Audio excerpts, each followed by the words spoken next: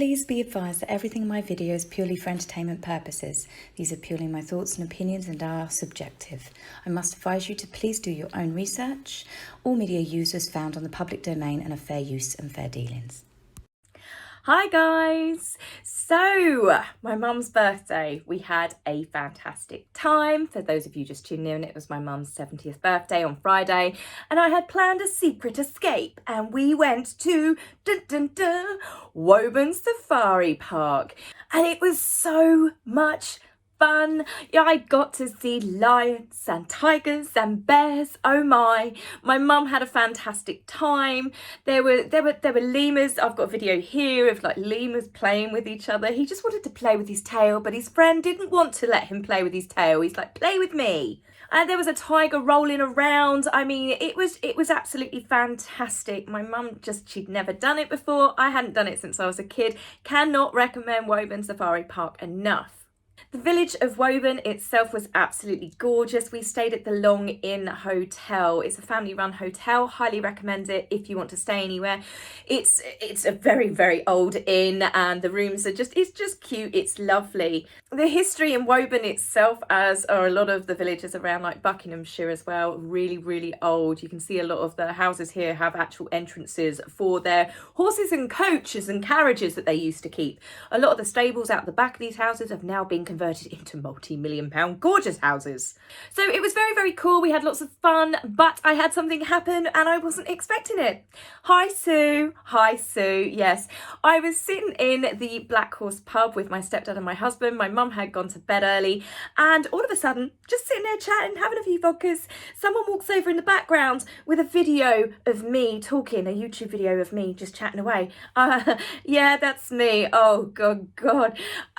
Whoosh, I went bright red. I'm not used to this. I think masks have managed to obviously save us, save this from happening to me quite a lot. And now the masks are off, people, this is the second time I've been recognised. I don't know how to deal with it. Sue was really lovely. She was sitting in the pub being escorted by two gentlemen. Yes, two. Lucky girl, Sue. She did tell me that one of them was her husband, but before she got to introduce her friend that was with her, he introduced himself as her lover. It would seem that the people of Woburn like it a little bit saucy.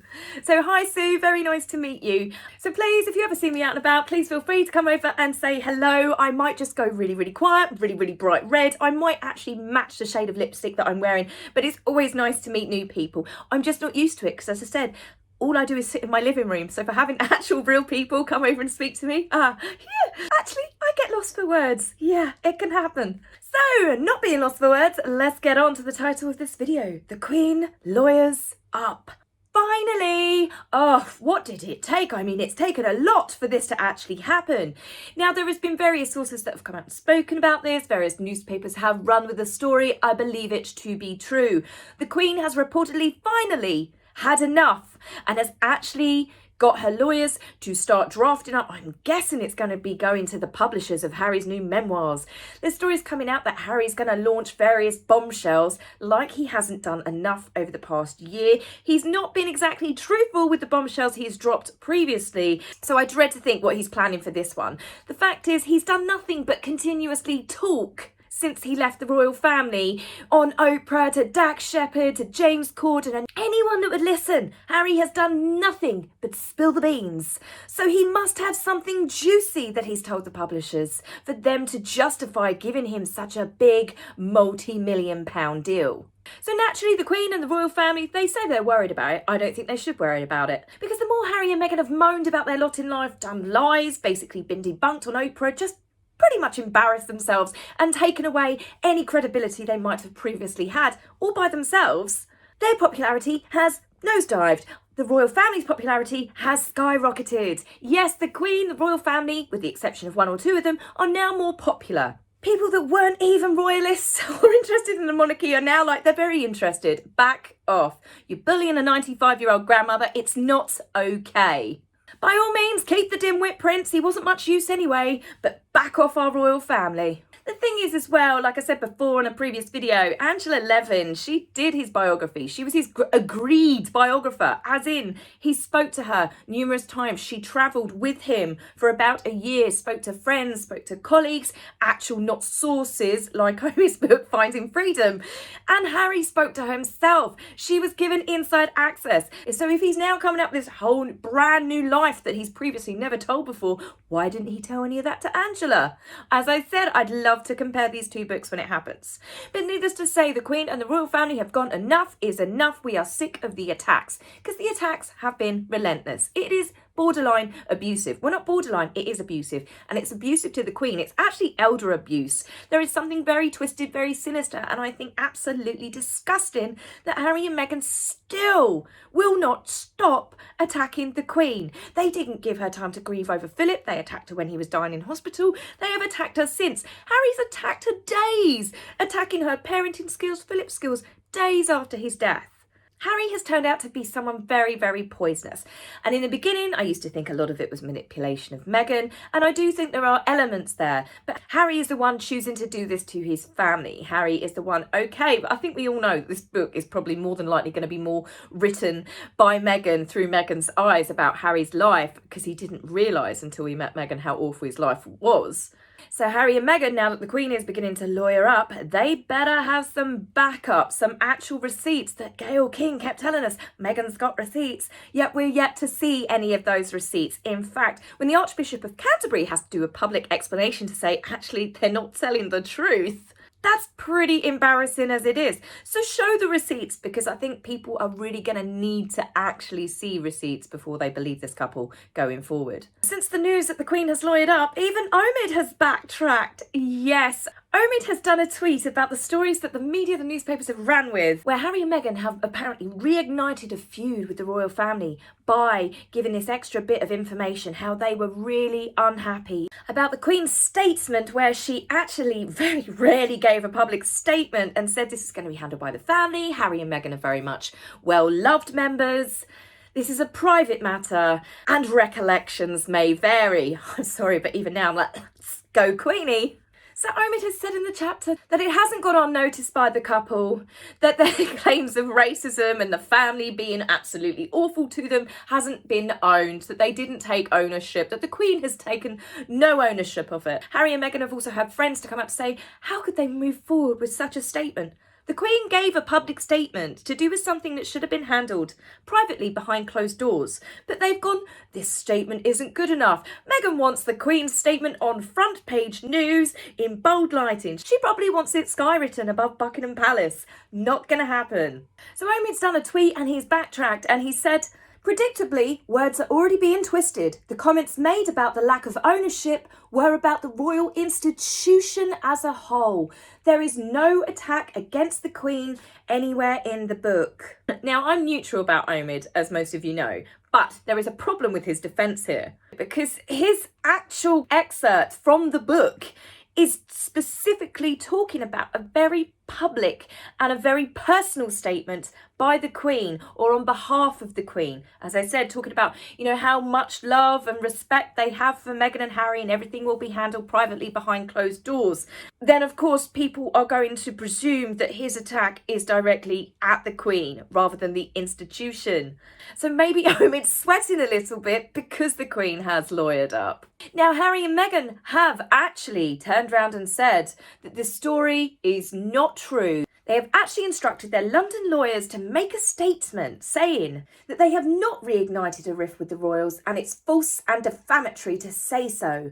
And I quote, "The inaccurate claim appears to be based on an excerpt from an epilogue to the unauthorised biography, Finding Freedom." The unauthorised biography. Remember, folks, they have sued absolutely everyone that they've disagreed with, but now they're denying and then turn around and saying that they had nothing to do with Finding Freedom. Forgetting the fact that Meghan did actually have to admit in court papers, not too recently with the Daily Mail court case, that she did in fact give information to the Finding Freedom authors. But again, it's the unauthorised biography. And I'm sorry, I find that a bit weird. The litigious happy couple have never once sent a warning to Omid Scobie over his book. the statement that the solicitors have actually given, that's a warning to the media. That's a warning to all other newspapers, people that ran the story about them reigniting the rift. Yes, their problem is not with what Omid said in his book. The letter has not gone to Omid. Their problem is because the media have said that it's upset the royal family. So they're saying, well, we've got nothing to do with it again. If they were that pissed off with what Omid was saying, don't you think that they'd be instructing their London lawyers to actually go after Omid? But they're not, and they never have. And that, ladies and gentlemen, tells you everything you need to know. And if that isn't clue enough for you, I've got a little sentence here that comes from the book, okay? I'm going to read it out. What started as a fairy tale romance became a story that redefined the genre as a strong, independent woman served in a role equal to that served in a role equal to that of her knight.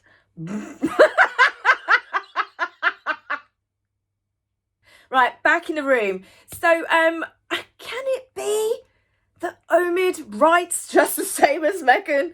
Can it be that Omid is really like a twin flame when it comes to Meghan Markle's writing skills?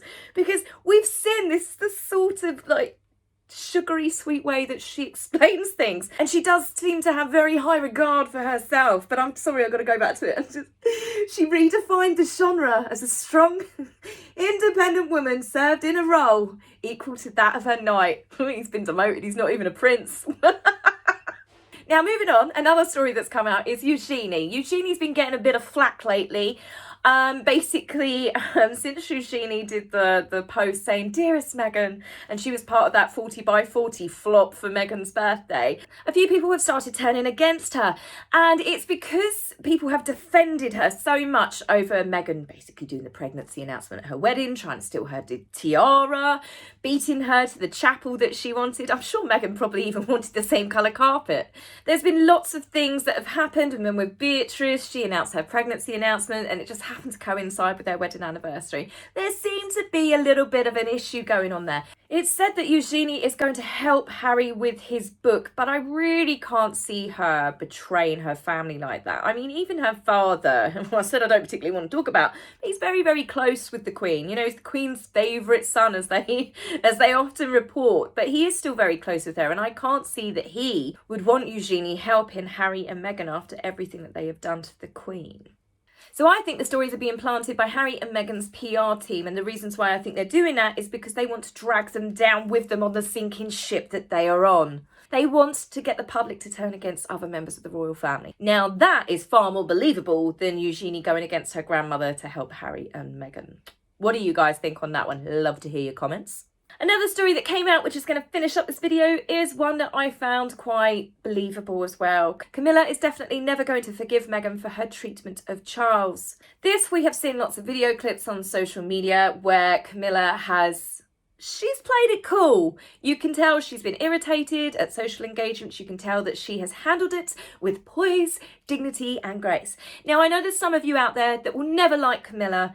I think it's just time to let it go. They've been married for longer than Charles ever was with Diana, and Camilla put up with a lot of abuse. She's done her time, and she is a hardworking member of the royal family. She does support Charles, and I think she must have really, really helped support him, which of course must have been a truly awful time for him as well. Charles was close to Philip, and I think it's absolutely devastating that he's been dealing with his own son attacking his mother, still alive. Charles is grieving at the loss of his father, worrying about his 95-year-old mother, while Harry, the spoilt, petulant child that Charles probably spoilt way too much, has literally been throwing grenades at everyone. So Camilla, I think, has probably been a very, very good and strong support to Charles, her husband.